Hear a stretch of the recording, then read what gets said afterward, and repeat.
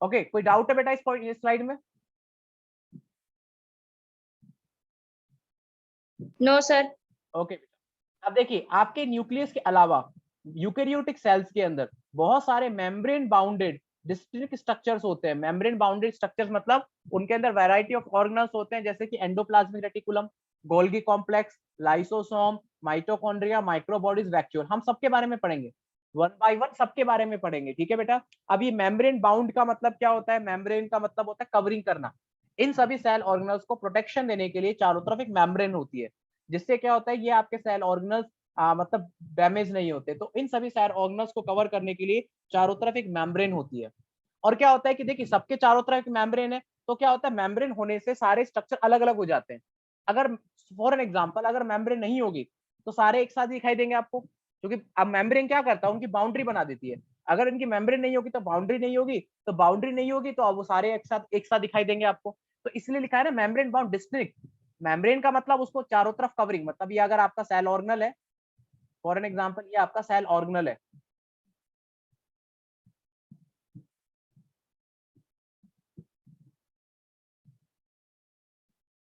ठीक है, ये आपका सेल ऑर्गेनल है। तो आपका सेल ऑर्गेनल है, इसके चारों तरफ एक मेम्ब्रेन है। डिस्टिंक्ट का मतलब क्या होता है कि ये जो मेम्ब्रेन होती है सभी सेल ऑर्गेनल को अलग अलग कर देती है। ये सारे जितने भी आपके सेल ऑर्गेनल है बेटा, सबके काम कुछ आपने शायद पढ़े भी होंगे पहले, लेकिन हम सबके बारे में पढ़ेंगे। एंडोप्लाज्मिक रेटिकुलम का काम क्या होता है, गोल्गी कॉम्प्लेक्स का काम क्या होता है, लाइसोसोम का काम क्या होता है, माइटोकॉन्ड्रिया का काम क्या है, माइक्रोबॉडीज का काम क्या है, वैक्यूल्स का काम क्या है। कोरोना के टाइम पर आपने देखा था बेटा, कोरोना का जब सेकंड वेव आई थी, तो कोरोना के सेकंड वेव में सुना था आपने कि आपके जैसे कि लंग्स 70% इन्फेक्ट हो गए, 80% इन्फेक्ट हो गए, सुना था आपने कभी बेटा?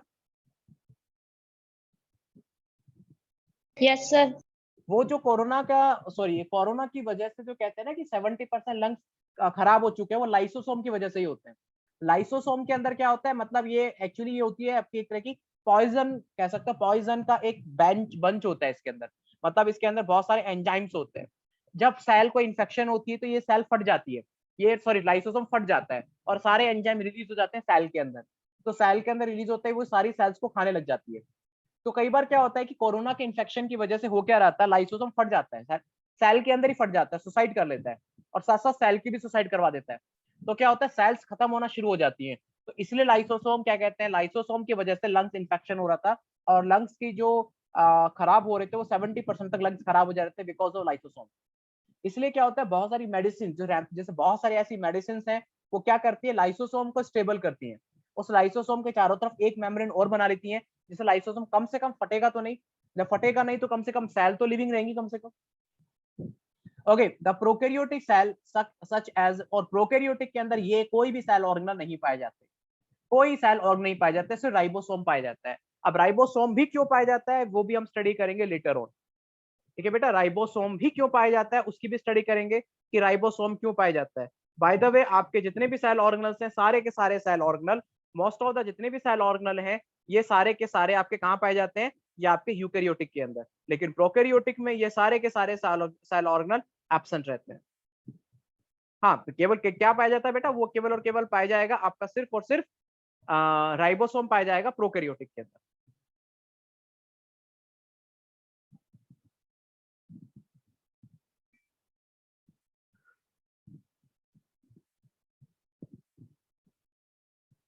ओके बेटा, क्लियर हो गया?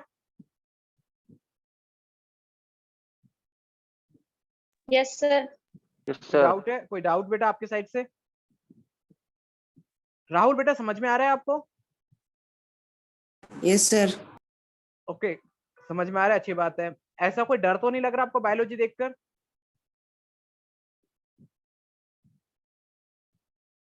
No sir. पक्का? Yes sir. चलो अच्छी बात है। ऐसा कुछ लग रहा है बायोलॉजी में कि रटने के जैसा सब्जेक्ट है आपको? फ्रैंकली बोलिएगा, मतलब ज्यादा सोच, मतलब वो नहीं है कि आपको सिर्फ हाँ में हाँ ही बोलना है, आपको जैसा ठीक लगे आप बोल सकते हो। आपको आशिका ऐसा लग रहा है कि बायोलॉजी रटने वाला सब्जेक्ट है? No sir. समझने वाला सब्जेक्ट है। हाँ, कुछ चीजें याद करनी पड़ती हैं, तो थोड़ा समझ के याद कर लो। मैं मानता हूँ प्रैक्टिस तो करनी पड़ेगी, प्रैक्टिस करोगे जब भी चीजें और क्लियर होंगी। जितनी प्रैक्टिस करोगे यस बेटा, सर। जितनी प्रैक्टिस करोगे उतनी चीजें अच्छी होंगी। प्रैक्टिस की तो बेटा अब प्रैक्टिस लेवल पे तो बेटा आपको एफर्ट करना ही पड़ेगा, उसमें तो कोई कुछ क्या करेगा। हाँ लेकिन जितनी प्रैक्टिस करोगे आपका उतना फायदा है।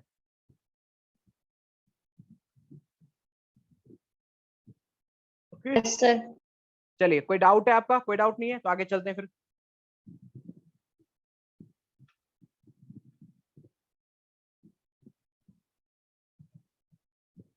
देखिए मैंने बताया था ना बेटा, प्रोकैरियो राइबोसोम अकेला ऐसा होता है जो नॉन मेम्ब्रेन बाउंड ऑर्गेनल होता है, जो कि यूकैरियोटिक और प्रोकैरियोटिक सब में पाया जाता है। केवल राइबोसोम ही ऐसा होता है जो केवल प्रोकैरियोटिक और यूकैरियोटिक दोनों में पाया जाता है, लेकिन इसके चारों तरफ मेम्ब्रेन नहीं होती है, इसलिए इसको नॉन मेम्ब्रेन कहते हैं। अब राइबोसोम में ऐसी क्या खास बात है कि जो दोनों में पाया जाता है, इसलिए इसको यूनिवर्सल सेल ऑर्गेनल बोलते हैं। ऐसा सेल ऑर्गेनल जो सब में पाया जाता है, क्योंकि राइबोसोम का काम क्या होता है? प्रोटीन बनाना। ठीक है, राइबोसोम का काम क्या होता है? प्रोटीन बनाना। अब सुनिएगा मेरी बात ढंग से, आपकी बॉडी के जितनी भी सेलुलर एक्टिविटी चलती हैं जो कि एक लिविंग स्टेट को बनाए रखने के लिए रेस्पॉन्सिबल है, वो सब लिविंग एक्टिविटी को चलाने के लिए एक मीडिएटर की जरूरत पड़ती है, जिसको हम कहते हैं एंजाइम्स।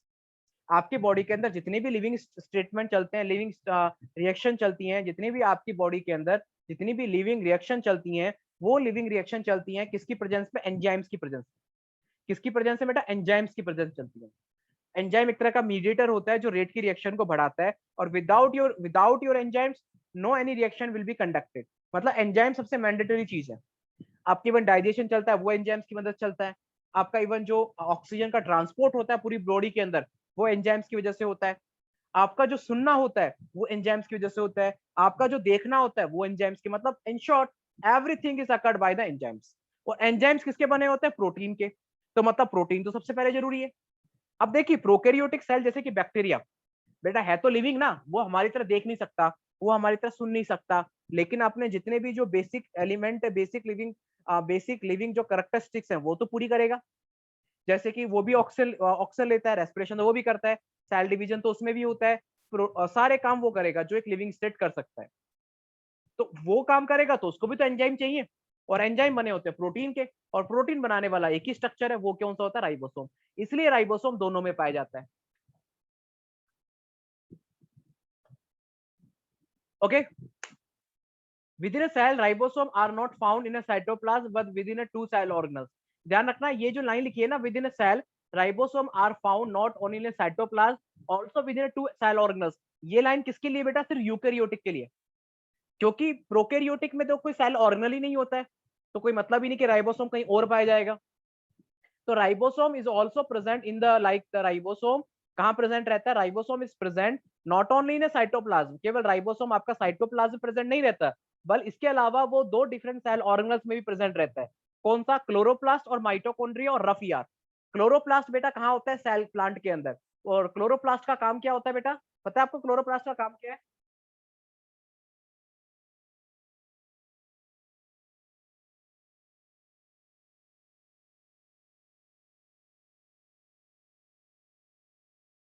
यस, आशिका बताएंगे बेटा क्लोरोप्लास्ट का काम क्या है?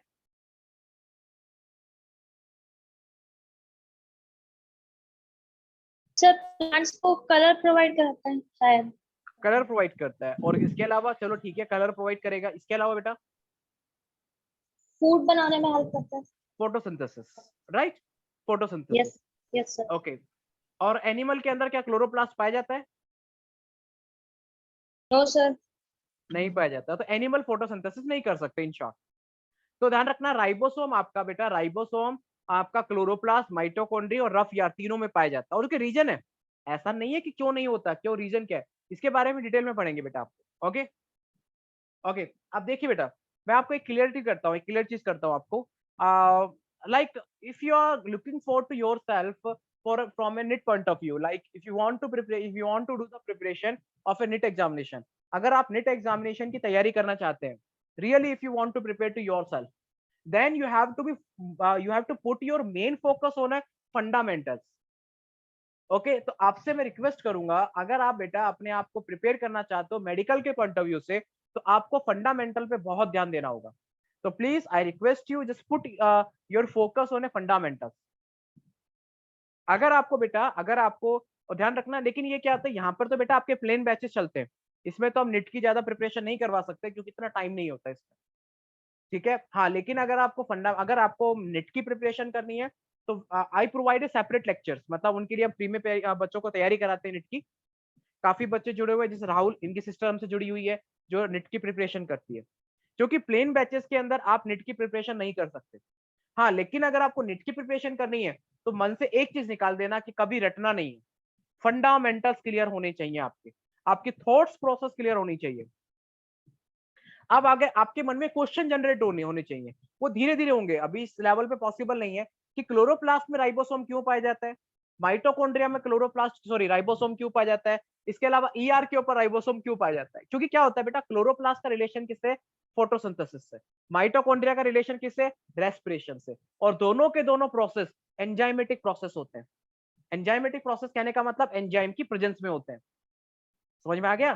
क्लोरोप्लास्ट भी एंजाइम की प्रेजेंस में होता है आपका, लाइक जो रेस्पिरेशन होता है वो भी एंजाइम की प्रेजेंस में होता है, फोटोसिंथेसिस वो भी एंजाइम की प्रेजेंस में होता है।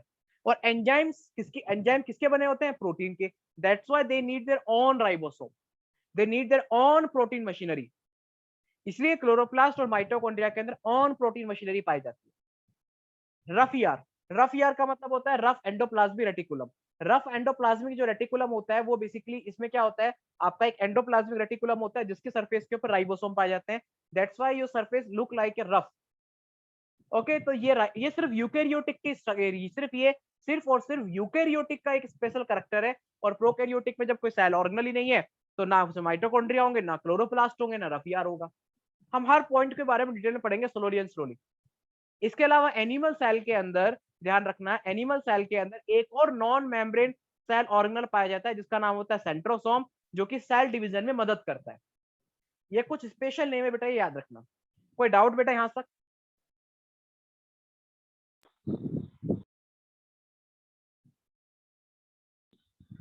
No sir. कोई डाउट नहीं है? तो अब एक ध्यान रखना, ये जो सेंट्रियोल होता है बेटा, या सेंट्रियोल या सेंट्रोसोम कह सकते हो, ये केवल और केवल प्रेजेंट रहता है आपके एनिमल सेल में। और इसका काम क्या होता है, सेल को डिवाइड करना। हम देखेंगे कैसे सेल को डिवाइड करता है, right. And the centrosome it's absent in the plant cell. ध्यान रखना, प्लांट सेल के अंदर सेंट्रोसोम एब्सेंट होता है। कई बार होंगे आपके मेडिकल में क्वेश्चन आते हैं, आपको एक सेल स्ट्रक्चर दिया जाएगा and you have to identify the type of cell. आपको सेल आइडेंटिफाई करनी पड़ेगी, वो प्लांट सेल है, वो एनिमल सेल है, या फिर कोई अदर टाइप की सेल है। तो अगर आप सेल को आइडेंटिफाई करते हैं तो वैरायटी ऑफ फीचर्स हो सकते हैं। उसके अंदर आपको एनिमल सेल है तो सेंट्रियोल दिखाई देगा, प्लांट के अंदर एब्सेंट होगा। प्लांट के अंदर क्लोरोप्लास्ट दिखाई देगा जो एनिमल के अंदर एब्सेंट होगा।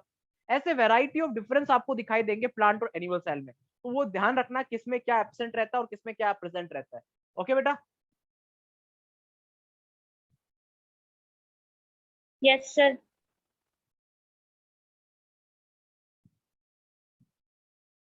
देखिए बेटा, अब यहाँ पे देखिए, आप यहाँ पर आप एनिमल सेल देखिए, छोटा सा एनिमल सेल का डायग्राम है।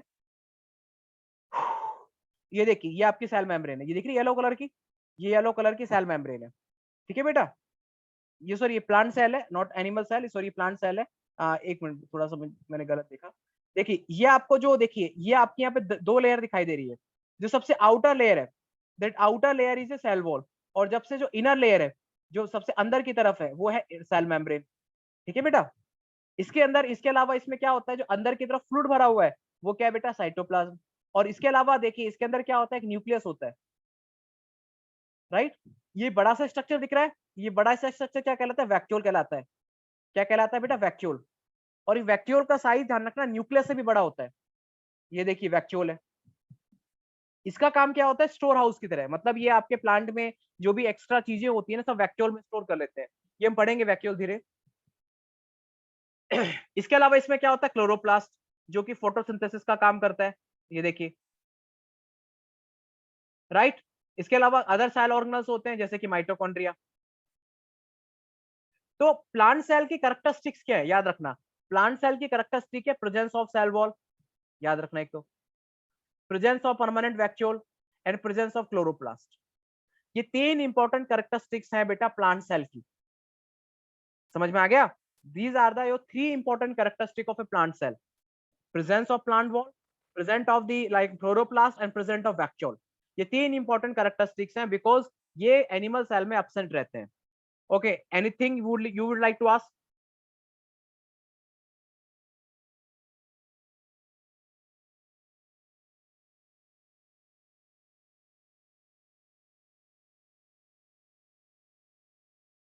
कुछ पूछना है बेटा आपको? Yes sir. आप बोले कुछ पूछना है बेटा? Yes sir. सर हाँ, जो बोले। प्रोकैरियोटिक जो सेल्स होती है उनमें न्यूक्लियस नहीं होता, जी नहीं होता है। तो सर जो मैमेलियन आरबीसी सेल्स होती है उसमें भी न्यूक्लियस नहीं होता, तो सर वो प्रोकैरियोटिक सेल्स ही है। No no no no, membrane RBC eukaryotic cell है। वो एक्सेप्शंस है केस का बेटा, वो एक्सेप्शंस है, याद रखना। एक ही याद रखना, ये मैं क्लियर करता हूँ आपको। Yes sir. प्रोकैरियोटिक सेल के अंदर न्यूक्लियस नहीं होता, लेकिन डीएनए प्रेजेंट रहता है। लेकिन जो आरबीसी होती है उसके अंदर ना न्यूक्लियस होता है ना डीएनए प्रेजेंट रहता है। क्लियर कट कुछ नहीं होता उसमें, ठीक है? तो ये मत सोचना कि आपकी आरबीसी प्रोकैरियोटिक होती है, क्योंकि आरबीसी के अंदर ना न्यूक्लियस है ना डीएनए प्रेजेंट है, ठीक है? Okay sir. चलिए बेटा, चलिए अभी आपका टाइम पूरा हो गया, तो आपसे हम लाइक हम डिस्कस करेंगे आपसे।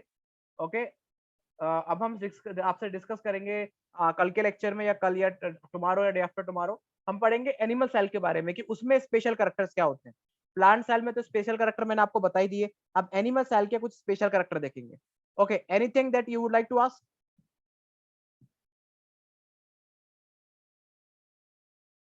नो कुछ पूछ? सर। ओके देन बेटा आप जा सकते हो। Thank you so much for your time.